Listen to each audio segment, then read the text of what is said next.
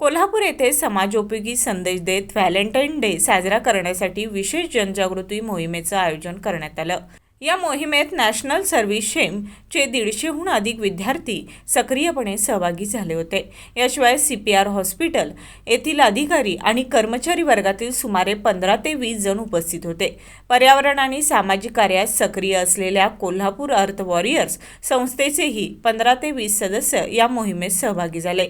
कार्यक्रमात CPRचे डीन पिस्ते यांनी विद्यार्थ्यांना मार्गदर्शन करत सर्वसामान्य नागरिकांसाठी CPR मार्फत उपलब्ध असलेल्या विविध आरोग्यदायी योजना, उपचार सुविधा आणि सेवा यांची सविस्तर माहिती दिली।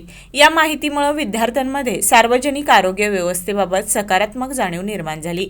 यावेळी सिद्धार्थ शिंदे यांनी व्हॅलेंटाईन डे हा केवळ वैयक्तिक आनंदापुरता न ठेवता समाजासाठी कसा उपयोगी ठरू शकतो याचे आदर्श उदाहरण म्हणून या उपक्रमाचं आयोजन केल्याचं सांगितलं।